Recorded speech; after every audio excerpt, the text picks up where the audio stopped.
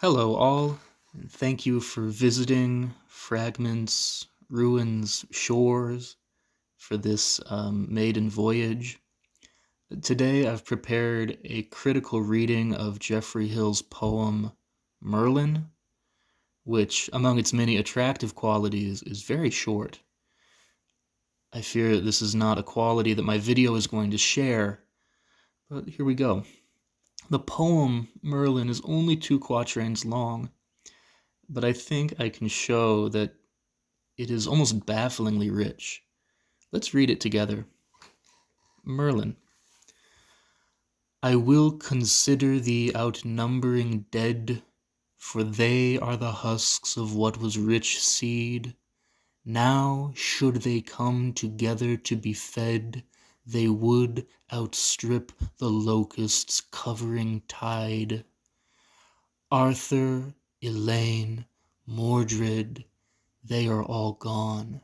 Among the raftered galleries of bone, by the long barrows of Logres, they are made one, and over their city stands the pinnacled corn.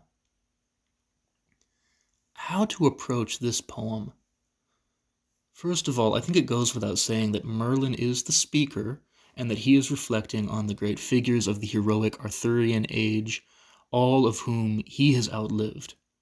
His reflection charts the poem's narrative course and emotional valence, and I would say this poem clearly belongs to that traditional lyric form, the elegy.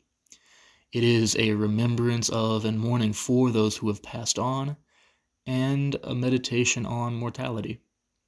From there, though, we're faced with the question how to proceed. Are there signposts to guide us? I detect the presence here of two controlling metaphors in this poem, both related to agriculture. We have first the cycle of seed, planting, and harvest, and second, the famine-bringing locusts, which threaten the agricultural cycle. The lost heroes of Arthurian legend are the husks of what was rich seed. They have grown, flourished, perished, and been sown back into the earth like seeds, which raises the question for us, what kind of harvest will or has this planting generated? And this is where the poem takes off. Stanza 1, lines 3 and 4 immediately complicate Merlin's reminiscence by offering another metaphor for these lost heroes. Having passed on, should they come together to be fed, they would outstrip the locusts' covering tide. The comparison of the dead with Arthur and his lords and ladies to a plague of locusts immediately generates tension with the earlier suggestion that they are like seeds that have been planted in the earth. Should they return, would they bring rich harvest or desolating famine? With this central question articulated, now is the time to appreciate a few of stanza 1's very striking poetic devices, the most powerful of which is the wonderful play on the verb outstrip. Quite literally, it means that the amassed dead of past ages would exceed a plague of locusts. So outstrip echoes here the earlier descriptor outnumbering. Outstrip can also indicate superior speed, but there's a deeper pun here. As we know, the devouring action of locusts can be described as stripping. They strip the crops, they strip earth bare.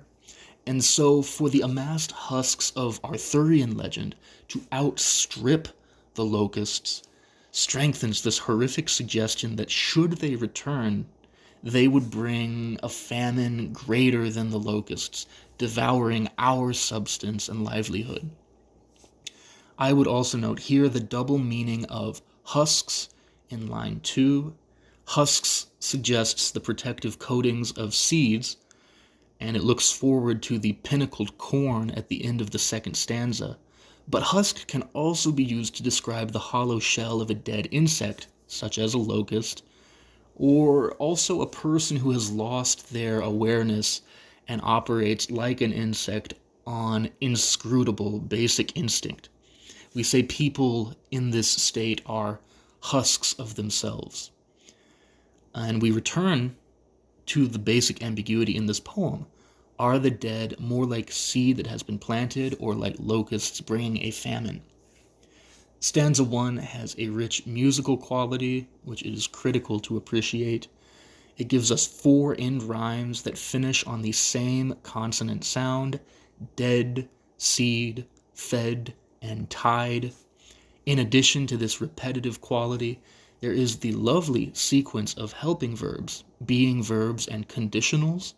I will consider, they are the husks, what was rich seed, should they come, they would outstrip.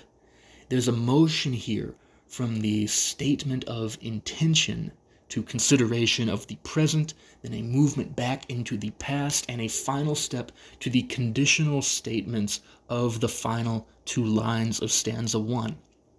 And I think it's possible that this sequence could itself be seen as a cycle in parallel with the agricultural cycle at the heart of the poem. In addition, those 2 conditionals in lines 3 and 4, would and should, echo the consonant sound at the end of each line of stanza 1, enriching the music or the musical quality found here. One more musical element in this stanza is the wonderful cadence produced by the conjunction of outnumbering dead and covering tide, which generates a very satisfying and far from simple sonic and conceptual harmony. The last thing I'll indicate about stanza 1 is the presence of 2 literary allusions that I think are hard to escape from. The passage from the King James Gospel of John, in which Jesus says, "Except a corn of wheat fall into the ground and die, it abideth alone. But if it die, it bringeth forth much fruit." And the awesome scene in Homer's Odyssey, where Odysseus, under direction from the witch Circe, journeys to the underworld to consult with the dead, and the husks of the dead gather round to feed on the blood of bulls so that they can temporarily be restored to some version of human consciousness. This is a story that is famously recreated and repurposed by Virgil in his Aeneid. I think the meaning of the words from the Gospel are at the heart of this poem, although Hill plays very ironically with what Jesus said. And this allusion to the Odyssey and that journey to the underworld serves as a sort of ominous backdrop for the entire elegiac project this poem carries out. It deepens our horror at the notion of the dead returning to feed. What, after all, would the returning denizens of a heroic age feed on? Corn or blood? Now for stanza 2, which delivers that extraordinary image of the heroes of the past age, gone among the raftered galleries of bone. The exquisite phrasing of this image leaves open the eerie possibility that these figures may still return to visit themselves upon us in some way. There's a wonderful play at the end of the first line of stanza 2. To say they are all gone evokes finality, permanent loss. But line 2 plays against this impression immediately. No, they are not all gone. They are all gone among the raftered galleries of bone. Also of note here is the stunning line, "By the long barrows of Logres they are made one."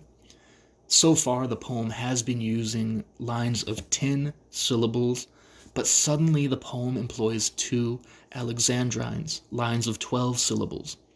And how appropriate it is that the poem lengthens its line as it evokes the long barrows of Logres.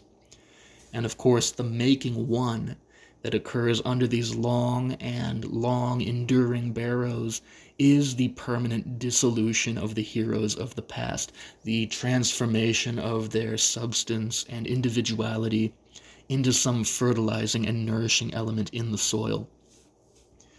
I have struggled over this word logress in the penultimate line. Logress is an old name for Arthur's kingdom from the medieval Welsh. As far as I can tell, it is pronounced logress, and if this is correct, I hear some kind of echo of the locusts from stanza 1.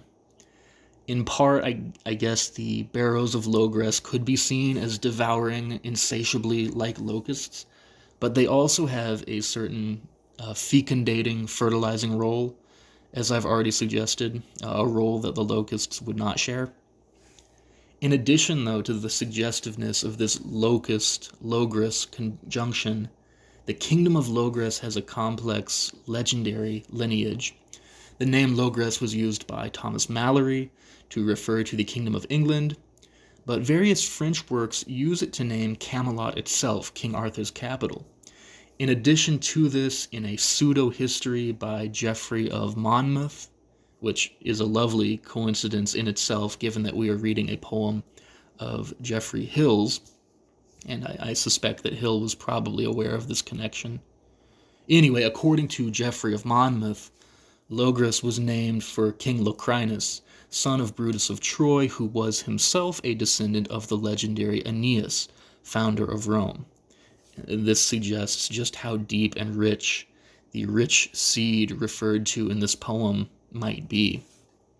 Stanza 2 also exploits a repetitive rhyme scheme: gone, bone, won, and corn, each closing with the same consonant sound. Yet the emphasis on off-rhyme or slant rhyme here is even stronger than it was in stanza 1, especially in this last line, which seems to emphasize the devastating irony that an entire heroic age has gone under the ground, and its decomposition nourishes something so mundane and ubiquitous as the pinnacled corn. The sharpness of the off-rhyme of corn against gone, bone, and won is a beautiful effect. The sounding of those words together almost seems to suggest there is more substance to the corn than there is to the lost Arthurian age. There's a sonic element present in corn that isn't there in those other rhyme words. Although I wouldn't disagree with you outright if you told me that this is pushing my reading too far. Wrapping up here, Geoffrey Hill, to me, is an immensely challenging poet, and being the amazing sort of scholar, poet, professor that he was, I suspect he was highly conscious of everything I claim to be uncovering here, and probably conscious of much more that I have missed or misinterpreted here. Yet, I think I can confidently say this poem is expressing in a lovely way an ambivalence toward the heroic legendary age of England's past, as well as a real sense that something has been lost with the passage of time. There is certainly fear of the consequences that might come with trying to bring back that sort of heroic age into our present. And there's a certain ironic contentment in the mundanity of the pinnacled corn, as opposed to the rich seed that gave rise to Arthur and his age. There's also perhaps a kind of gratitude that the Arthurian husks now are nourishing the humble corn of our more mundane age. Above ground, the denizens of the heroic ages might come to us as famine-bringing locusts, but safely below ground, they nourish our substance and we benefit from them. I certainly hope that this reading was able to deepen your own appreciation of the poem and perhaps give you some new tools as you go about your own readings in English poetry. Let me know your thoughts and any places where you disagree with my reading. Clearly, the rich seed of this poem could give rise to very many diverse, insightful reflections. Until next time, stay well. Bye-bye, everyone.